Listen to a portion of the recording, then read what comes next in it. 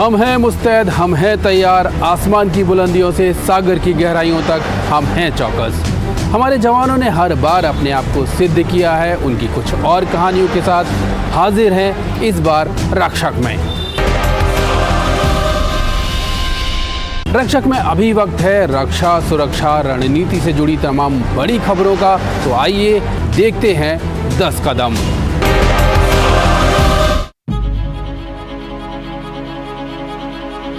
रक्षा मंत्री राजनाथ सिंह ने करगिल विजय दिवस के मौके पर एक बार फिर स्पष्ट किया कि राष्ट्र का मान, सम्मान और उसकी प्रतिष्ठा हमारे लिए किसी भी चीज से ऊपर है और इसके लिए हम किसी भी हद तक जा सकते हैं। उन्होंने एक बार फिर स्पष्ट किया कि उस समय अगर हमने एलओसी पार नहीं किया तो इसका मतलब ये नहीं कि हम एलओसी पार नहीं कर सकते थे। हम एलओसी पार कर सकते थे, हम एलओसी पार कर सकते हैं और जरूरत पड़ी तो भविष्य में एलओसी पार करेंगे। मैं इसे फिर से दोहराना चाहूंगा कि हम एलओसी पार कर सकते थे, हम एलओसी पार कर सकते हैं और जरूरत पड़ी तो भविष्य में एलओसी पार करेंगे। इसका मैं देशवासियों को विश्वास दिलाता हूं। भारतीय वायुसेना आगामी 8 अक्टूबर को अपनी 91वीं वर्षगांठ मनाएगी। देश के विभिन्न भागों में वायुसेना दिवस समारोह की मेजबानी की नई परंपरा को ध्यान में रखते हुए इस वर्ष की वायुसेना दिवस परेड और वायु प्रदर्शन का आयोजन यूपी के प्रयागराज में किया जाएगा। वायुसेना दिवस परेड का पिछला संस्करण चंडीगढ़ में आयोजित किया गया था, जिसमें फ्लाई पास्ट यहां की सुखना झील के ऊपर आयोजित किया गया था।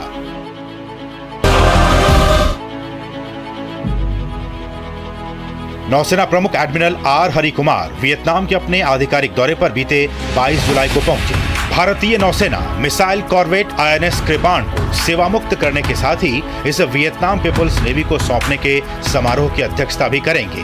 नौसेना प्रमुख का ये दौरा भारतीय और वियतनाम की नौसेना के बीच उच्च स्तरीय द्विपक्षीय सहयोग का महत्व दर्शाने के साथ साथ भारत के क्षेत्र में आसियान की केंद्रीय भूमिका को सम्मान प्रदान करता है। सेना प्रमुख जनरल मनोज पांडे ने बीते दिनों लद्दाख क्षेत्र के अग्रिम चौकियों का दौरा कर वहां अभियानगत और परिचालनगत तैयारियों का जायजा लिया।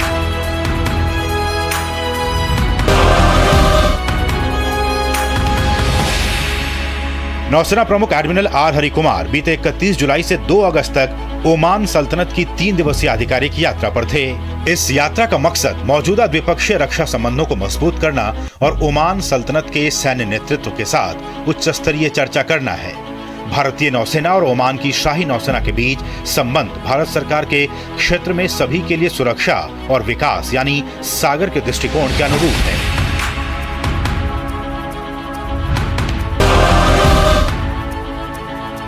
पापुआ न्यू गिनी के साथ समुद्री साझेदारी और सहयोग को प्रगाढ़ बनाने के लिए पूर्वी हिंद महासागर क्षेत्र में तैनात भारतीय नौसेना का multi role stealth frigates INS Sahyadri और स्टिल्थ गाइडेड मिसाइल विध्वंसक INS कोलकाता बीते 2 अगस्त को राजधानी पोर्ट मोरेस्बी पहुंचा। इस पोर्ट ऑफ कॉल के दौरान भारतीय नौसैनिक दल का स्वागत करने के लिए पापुआ न्यू गिनी के प्रधानमंत्री जेम्स मरापे खुद मौजूद थे। इस पोर्ट ऑफ कॉल का मकसद समुद्री क्षेत्र में भारत और पापुआ न्यू गिनी के संबंधों को और भी प्रगाढ़ बनाना है। भारतीय नौसेना ऐसे बंदरगाह दौरों के माध्यम से प्रधानमंत्री के दृष्टिकोण सागर यानी क्षेत्र में सभी के लिए सुरक्षा और विकास को साकार करने के लिए पूरी तरह से प्रतिबद्ध है।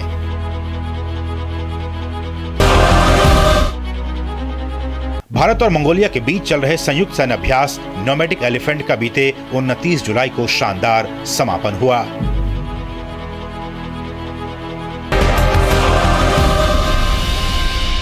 हाल ही में अर्जेंटीना के रक्षा मंत्री ने भारत का दौरा किया और उन्होंने साफ तौर पर यह माना कि भारत रक्षा क्षेत्र में पूरी दुनिया में तेजी से अपने कदम बढ़ा रहा है।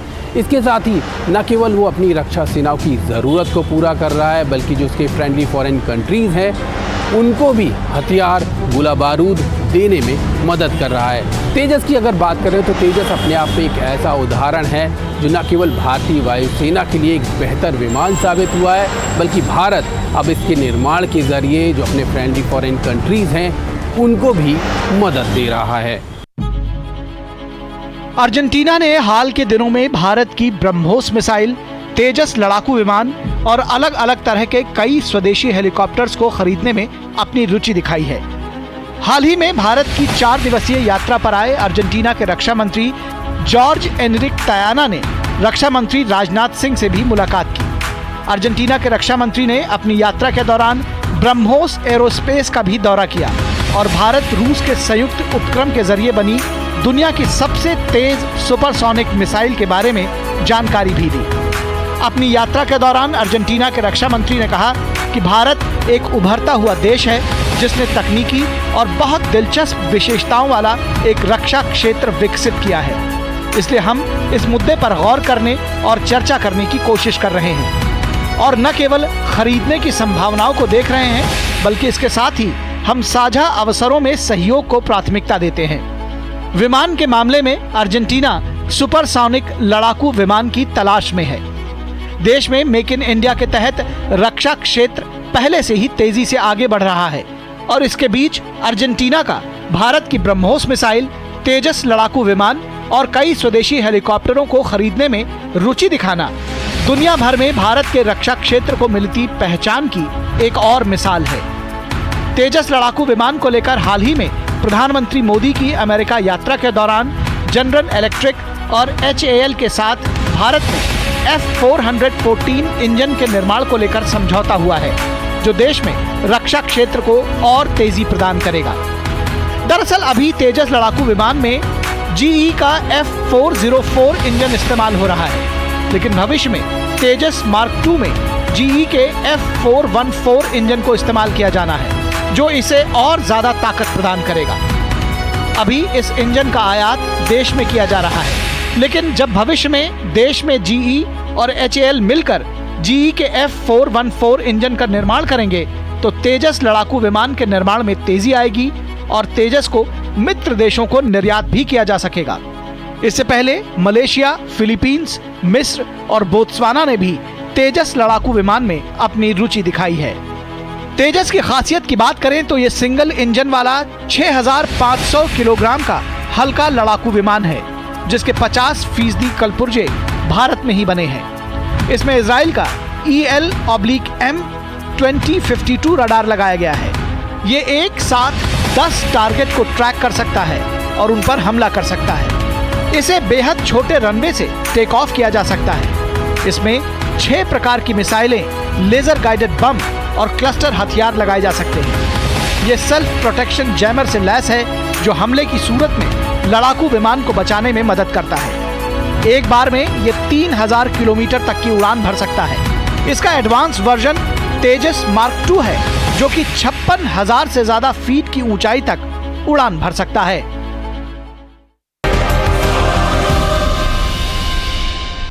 सर, DD न्यूज से बातचीत करने के लिए बहुत बहुत धन्यवाद। अभी हाल ही में सर जिस तरीके से तेजस को लेकर खबर आ रही है कि अर्जेंटीना ने उसको खरीदने में अपनी इंटरेस्ट जो है वो शो किया है, किस तरीके से लगता है कि जो डोमेस्टिक डिफेंस इंडस्ट्री है, सरकार उसको बहुत तेजी से लेकर आगे बढ़ रही है, वो किस तरीके से आगे बढ़ रही है सर? मुझे लगता है जिस प्रकार से भारत ने अपने आप को एक उस मकाम पर जहां पहुंचाया है, जहां पे अब पूरे विश्व में लग रहा है कि भारत एक ऐसा देश है जहां पे रूल ऑफ लॉ है, एक डेमोक्रेसी है, टेक्निकल नो हाउ है, लोगों में वो जज्बा है और सामान जो बना रहे हैं वो इंटरनेशनल स्टैंडर्ड का है। और खासकर तेजस को देखते हुए जो दिलचस्पी पैदा हुई है, चाहे वो मलेशिया के साथ भी शुरू में हुआ, उसके बाद चाहे डील हुआ ना हो, लेकिन जिस प्रकार से अर्जेंटीना इंटरेस्ट दिखा रहा है, ये साफ दर्शाता है कि इंडिजिनस जो मैन्युफैक्चरिंग है, इंडिजिनस डेवलपमेंट है, इंडिजिनस सोच है, चाहे उसके इंजन्स बाहर से आए। आज की तारीख में हो सकता है धीरे धीरे करके फ्रांस के साथ जिस तरीके से बातचीत हो रही है, USA के साथ बातचीत हो रही है, इंडिया में वो इंजन्स बनेंगे, तो अगर अमेरिका के साथ हो गया 80% इंडियन होगा, अगर फ्रांस के साथ है तो 100% इंडिया में ही बनेगा। तो इस तरह के 5th जनरेशन एयरक्राफ्ट, जो कि जरूरी नहीं कि और इकोनॉमिक, हर कोई देश देखता है कि क्या हमारे पास उतने पैसे हैं इस तरह के सामान खरीदने के, और उसमें क्या वो सब चीजें शामिल हैं जो सबसे मॉडर्न एयरक्राफ्ट में है। तो भारत एक ऐसा उनको लगता है देश है जो सब कुछ देने को तैयार है। Modern platform, latest engineering, latest technology और सस्ता। और सस्ता और उसके साथ उसका मेंटेनेंस भी सस्ता। तो उसको देखते हुए मुझे लगता है ये जितने we can say the south world जिसका नेतृत्व अब भारत लेने की कोशिश में है और भारत के ऊपर सबकी निगाहें हैं, मुझे लगता है उस दृष्टि को देखते हुए जरूर डिफेंस एक ऐसा मैं कहूंगा इट्स सच ए सेगमेंट कि अगर आपका डिफेंस कोऑपरेशन देशों के साथ है, जो आज की तारीख में हमारा 25 एक देशों के साथ है, हम लोग मल्टी लेवल एक्सरसाइजेस करते हैं, उनको बुलाते हैं, हम लोग उधर जाते हैं।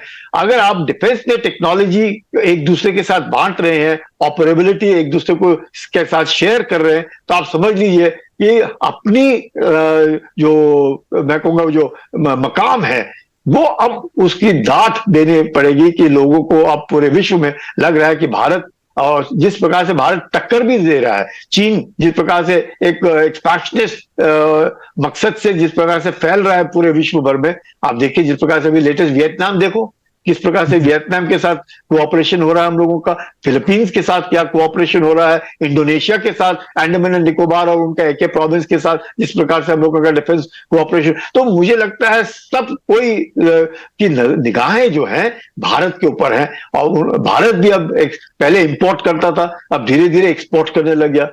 अब मैं आपको आश्चर्य होगा, जिस साल में रिटायर हुआ, I think we were exporting something like 5,121 crore, और अब 2022-23 तक it has become 15,921 crore. We are aiming at 35,000 crore in the next 2-3 year. तो ये तो वाकई एक बहुत बड़ा स्टेप है। और यही नहीं, इवन इन स्पेस टेक्नोलॉजी में देखियो कहां के देश हमारे पास आते हैं कि आप हमारा सैटेलाइट लॉन्च कीजिए, आप हमारा सैटेलाइट लॉन्च कीजिए। और ₹1 मतलब आप सोच नहीं सकते कि भारत की technology is available to the world at such rates that they can not imagine. और हम लोग बांग्लादेश की मदद कर रहे हैं, हम लोग श्रीलंका की मदद कर रहे हैं, हम लोग नेपाल की मदद कर रहे हैं। मतलब ऑल द टेक्नोलॉजी जो हमारे पास है, चाहे स्पेस में है, चाहे आर्टिफिशियल इंटेलिजेंस में है, सबके साथ शेयर करने की जो हमारी क्षमता भी है और एक पहल भी है, उस पहल को मुझे लगता है देख करके पूरे विश्व भर में भारत के ऊपर सबकी निगाहें टिकी हैं, और भारत के ऊपर भी एक इतना बड़ा जिम्मेवारी हो गई है कि वो उनके प्रति एक सद्भावना एक तरीके से शेयर करना, उनको ट्रेनिंग एक्सरसाइजेज में बुलाना, and it is very important. अब डिफेंस टेक्नोलॉजी कोई शेयर नहीं करता, कोई शेयर नहीं करता, वही शेयर करते जो दोस्त होते हैं। And these friendly foreign countries जो है, I think they are the binding factors and which will help us in आत्मनिर्भरता। तो जिस तरीके से हाल ही में जो प्राइम मिनिस्टर की यूएस विजिट रही थी, उसके दौरान भी जी के साथ जिस तरीके से HAL का एग्रीमेंट रहा कि फ्यूचर में जो इंजन होगा F414 वो अब इंडिया में ही बनेगा, तो आपको नहीं लगता कि जो हमारी स्पीड थी मेक इन इंडिया की, उसमें ये थोड़ा और ज्यादा स्पीड देगा? बिकॉज गवर्नमेंट की तरफ से तो पूरी तरह से जो पुश है वो दिया ही जा रहा है, पॉलिसी वाइज भी दिया जा रहा है, आप फाइनेंस वाइज भी अगर आप देखेंगे तो गवर्नमेंट की तरफ से बहुत ज्यादा इंसेंटिव्स दिए जा रहे हैं।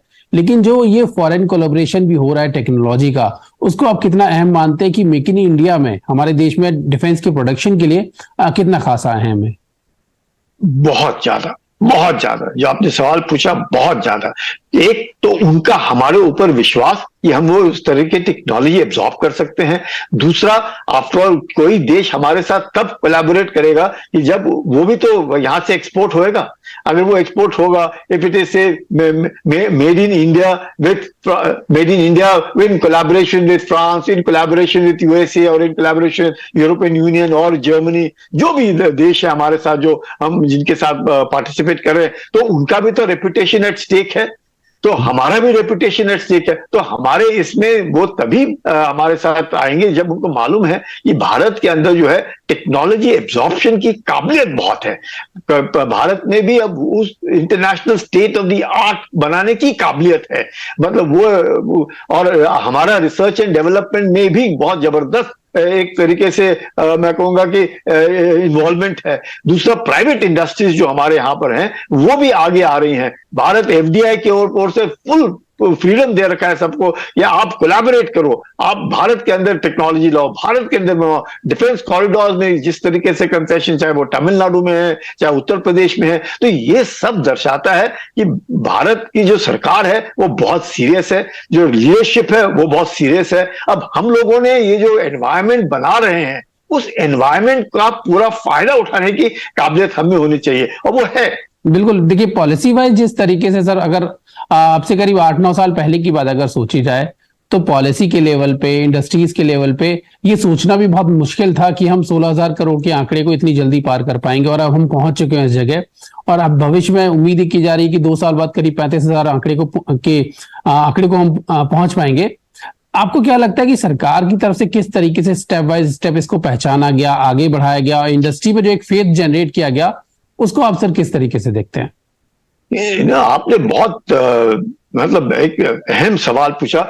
किसको मालूम था कि यूक्रेन और रशिया के साथ ऐसे होएगा? किसी को नहीं मालूम था।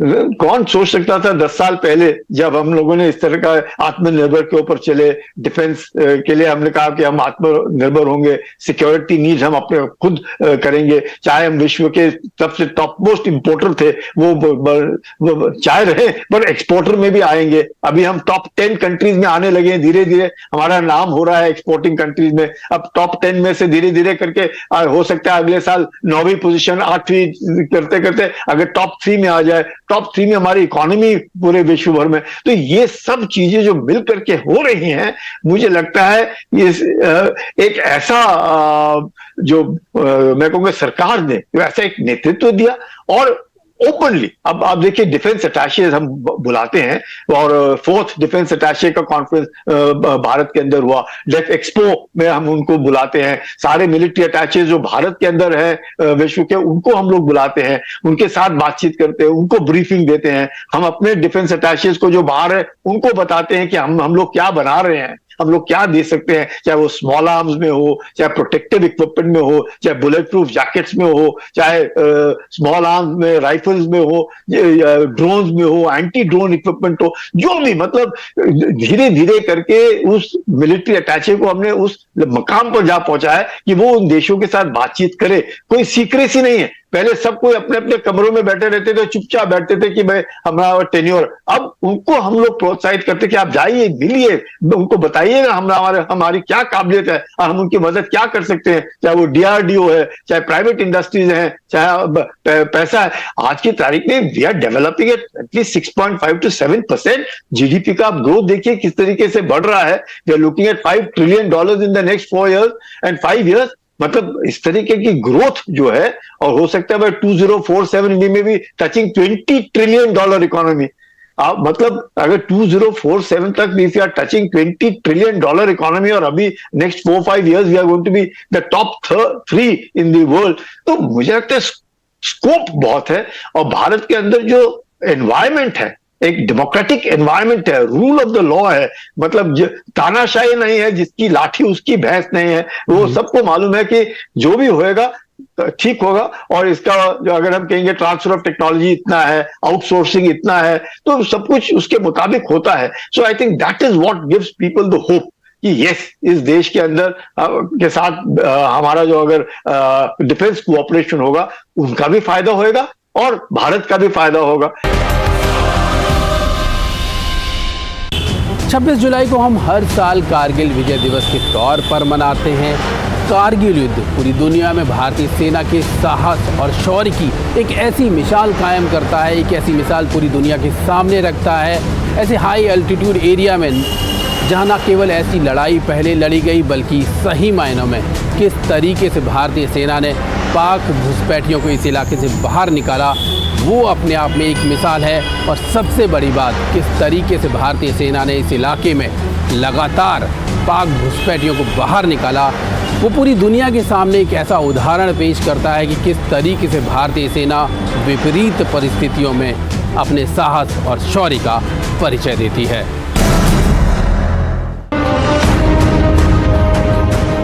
साल 1999 में दुनिया के 2 परमाणु शक्ति संपन्न देश भारत और पाकिस्तान हिमालय की पहाड़ियों पर आमने सामने थी। लेकिन पूरी दुनिया ने देखा कि क्यों भारतीय सेना दुनिया की सबसे सक्षम सेनाओं में शुमार है। इतना ही नहीं, हमने ये भी देखा कि कैसे घुसपैठ और आतंक का इस्तेमाल पड़ोसी देश करता है। ये वो समय था जब भारत और पाकिस्तान दोनों पड़ोसी देश परमाणु शक्ति हासिल कर चुके थे। लाहौर में भारत ने पहल करते हुए दोस्ती के हाथ एक बार फिर से बढ़ाए, लेकिन साजिश के जाल तो बुने जा चुके थे। पाकिस्तानी सैनिक एलओसी पार कर भारतीय सीमा में स्थित चोटियों और पहाड़ों पर भारी हथियार और गोला बारूद के साथ छिपकर बैठ गए। पाक सेना ने भले ही घुसपैठ 1999 में की, लेकिन इसकी रूपरेखा वो अंदर ही अंदर 1998 से ही बना रहा था। जम्मू कश्मीर के श्रीनगर को लेह से जोड़ने वाला राष्ट्रीय राजमार्ग 1, ये राजमार्ग मुश्को घाटी, द्रास, करगिल और बटालिक सेक्टर से होते हुए लेह तक पहुंचता है। यही सड़क सियाचिन के दक्षिणी हिस्से में सैनिकों के लिए जरूरत के सामान भी पहुंचाती है। साल 1999 की गर्मियों में पाकिस्तानी सेना चुपके से नियंत्रण रेखा पार करते हुए जा पहुंची राष्ट्रीय राजमार्ग 1 से लगती टाइगर हिल, चोटी पॉइंट 4875, पॉइंट 4590, तोलोलिंग पहाड़ी, पॉइंट 5140 और बटालिक की जुबेर पहाड़ियां। मई 1999 के शुरुआती दिनों में भारतीय सेना को पाकिस्तान की इस बड़ी साजिश का पता चल चुका था। उसी समय भारतीय थल सेना को मदद देने के लिए भारतीय वायुसेना ने ऑपरेशन सफेद सागर शुरू किया और नौसेना से कराची तक पहुंचने वाले समुद्री मार्ग से सप्लाई रोकने के लिए अपने जहाजी बेड़े अरब सागर में उतार दिए। भारतीय वायुसेना पाकिस्तान पर पलटवार करने के लिए पूरी तरह से तैयार खड़ी थी। जैसे ही वायुसेना को आदेश मिला, उसके लड़ाकू जहाजों ने पाकिस्तान के छक्के छुड़ा दिए। 18,000 फीट की ऊंचाई पर स्थित पाकिस्तानी सेना के ठिकानों पर हवाई हमले शुरू हो गए। ये वायुसेना के लिए पहला युद्ध था जो इतनी ऊंचाई पर लड़ा गया।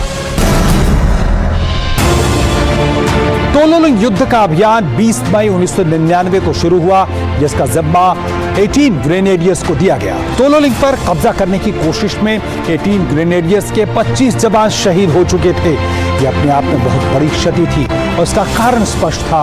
ऊपर चोटी पर बैठा दुश्मन लगातार हमले कर रहा था, एडवांटेज की पोजीशन में था। जब 2 राजपुताना राइफल्स के जवान भी जब 18 ग्रेनेडियर्स के साथ मिल गए तो इस चोटी पे उन्होंने जबरदस्त हमला किया और नुकसान होने के बावजूद यहाँ पे जबरदस्त जीत हासिल की, जिसने कारगिल की लड़ाई का रुख ही मोड़ कर रख दिया। राजपुताना राइफल की दूसरी बटालियन ने 12-13 जून 1999 को तोलोलिंग टॉप पर कब्जा कर भारत को ऑपरेशन विजय की पहली जीत दिला दी।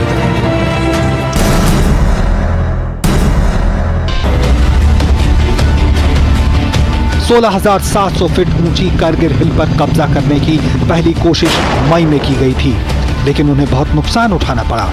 कारगिल हिल की दूसरी और अंतिम लड़ाई के पहले भारतीय तोपों की 100 बैटरियों ने एक साथ टाइगर हिल पर गोले बरसाए। उससे पहले मिराज 2000 विमानों ने पेव वे लेजर गाइडेड बम गिराकर पाकिस्तानी बंकरों को ध्वस्त किया, लेकिन वहां पहुंचना अभी भी मुश्किल था। टाइगर हिल पर अंतिम लड़ाई की शुरुआत 3 जुलाई 1999 की रात 8 बजे शुरू हुई। बोफोर्स पीछे से गरज गरज कर जवानों का हौसला बढ़ा रहा था। अगले दिन सुबह 11 बजे जवान टाइगर हिल की चोटी के बिल्कुल नजदीक पहुंच गए। उनकी बंदूकें उनकी पीठ से बंधी थीं। यहाँ पर पाकिस्तानियों से आमने सामने की लड़ाई शुरू हुई। अब उन्हें ऊंचाई का कोई फायदा नहीं था। रात 1:30 बजे टाइगर हिल की चोटी भारतीय सैनिकों के नियंत्रण में थी। भारतीय सेना एक के बाद एक द्रास, कारगिल और बटालिक सेक्टर की तमाम हिमालय की चोटियों पर कब्जा करती रही। आखिरकार 26 जुलाई को आखिरी चोटी पर भी जीत पा ली गई।